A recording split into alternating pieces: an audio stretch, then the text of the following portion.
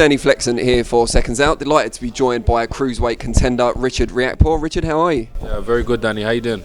I'm good. Here at this Boxer Press Day, you're going to be strutting your stuff in the workout portion soon enough. Big step up for you. You've shed the rust now. Step up you've been wanting for a long time. Just tell us about it. Yeah, it's good. It's a good opponent for me. He's strong. He's coming towards the latter part of his career. And I think it's a perfect opportunity for me to just show what I'm about. I had a fight this month, at the beginning of this month, and you know, I showed a bit of ring rust and stuff, but I feel like this is perfect timing. You know, had a fight earlier this month, and I'm having a fight in a month and a half or so. So it's good, man. It's just like clockwork for me. And is Durodola a good measuring stick for you, because he's been in with some of the top names at your weight? It'll give you an idea of how close you are to that world level. Yeah, absolutely. He's been in there with pretty much everyone, you know, Quadrastra, all these solid fighters, and he's held his own. He's a big puncher as well. So yeah, like 100% it's going to be a good measuring stick for me. What's this going to test in you, do you think? Is it your resolve and your chin predominantly, or do you think he'll take you into the later rounds? What questions will you answer in this fight? I think it'll probably test my will, you know. I think it'll be a test of will, test of who wants it more. And just to practice what I've been doing and training for in the gym. So yeah. What do you think about the relationship with boxers so far? You've not been together long. They've got you out twice in quick succession. Got you against a big name opponent as well straight away. Like just your second fight back. Good signs so far. That's amazing signs. And I was with Matchroom, boxing with Matchroom for a period of time. I understand the way they move and the way they work, and you know, they work really professional. And a lot of people had a lot of doubts for boxers. They said they wouldn't last. It's not going to go well. But you know, I've never been back out so quickly before. And believe me, Danny, I've always wanted to be back out. I spoke to the people I was working with prior to me joining with boxing and being self-managed. I said I want to be out straight away because I understand this game. It's activities. You need to be active.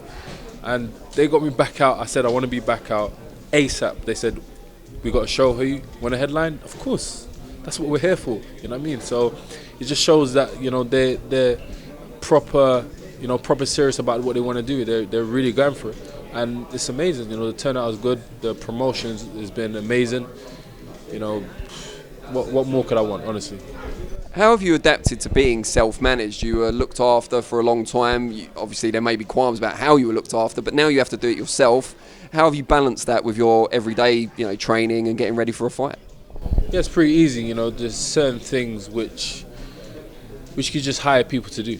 You know, you could just hire people to take care of logistic work and administration. So it's pretty simple. It's like it's better.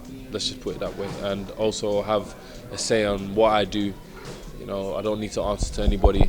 You know, it's pretty much the opposite way now. And I think all fighters should look into being self-managed when they can, because I know once you go pro, you have to be self-managed. You have to be managed for a period of time. But after that period of time ceases, that's when you can be self-managed, and you want to take control of your own career. Plus, you know, giving out these mad percentages to these to certain people, it's just, especially if they're not doing their jobs, then what's the point? It's almost like robbery. I agree. Angel Fernandez, you've been together for quite a while now, training hard still up in Loughborough.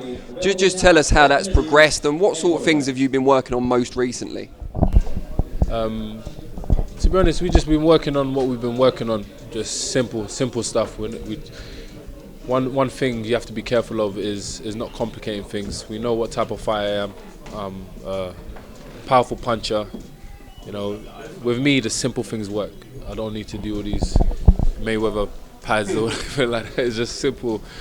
You know, use my feet, use my brain, and you know, think ahead. It's just that simple. So we've been working on that. You know, working on it, all of that, and it's been going really well, really well. Are you keen to show a bit more of your kind of technical skills and your footwork? Because we've seen it in glimpses, but because you're such a big puncher, often we don't get to see enough before the fight's over.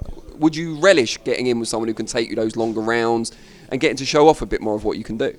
Yeah, of course. You know, because it's all about entertainment. But as I always say, I always go for the knockout. You know, that's what I train to do. And we'll see if Durodola's chin holds up for this fight. Where do you kind of rate your own power? I know it's hard to compare because it's not like you're around holding the pads for other fighters, but do you feel you're one of the bigger punchers in the UK or on the world scene at your weight? Yeah, definitely in the world. And it's a bit of a weird one to judge, Danny, because there's different types of punches, as funny as that may sound. So, for example, I sparred Joshua. Joshua has a heavy clubbing punch, you know, something that will disorientate you all the time. I could take it. And then you have Buatsi. He has a type of flash heavy punch, but you know, it's one of those that will really disorientate you. And then I have it alongside, similar to Buatsi. It's more of a flashing, powerful punch, flashing THUD. And yeah, so 100%, not a lot of fighters punch like that. You know, What? My physique, you know, I've got a lot of muscle on my posterior, and that's where a lot of the power comes from. Yeah, and also you've got the leverage with your long arms as well, which must help. Also, the pounded jam and egusi. You know what I'm saying? It's the African food. That's the secret. Would Joshua agree? 100%. Ask Joshua, he'll tell you. Secret magic ingredient. Where do you see yourself going after the Durodola fight? Assuming it goes the way you want it to, your performance is a step up again from what we saw on your comeback. How far away from that world title shot? Danny, you know, with the cruiserweight division, is everything is all there. You know, we can literally be fighting for the world title next year, end of next year. Like, that's how quick it is. Even though, you know, people would say, right, you know, that's, you know, in 12, 13, 14 fights, that's pretty early. But it's just the way the division is. In different divisions, it's different. You know, I guess the light divisions they'll be on like 20-something fights, 30 fights, but you know, there's a big opportunity for me. I think it's even better, to be honest. You know, you don't want to be, you know, with this game, every fight is like wear and tear. So you don't want to be worn down before you go for these. You know, you step up and take a shot at one of these titles. So I think it will be good. Perfect fight, perfect time for me for next year.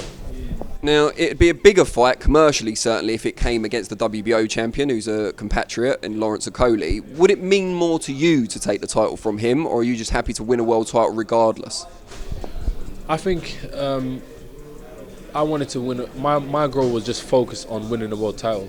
I'd done all that focusing on other opponents, and it just kind of left me chasing. It's a weird feeling, you know what I mean? You know when you're chasing something and you're not getting it.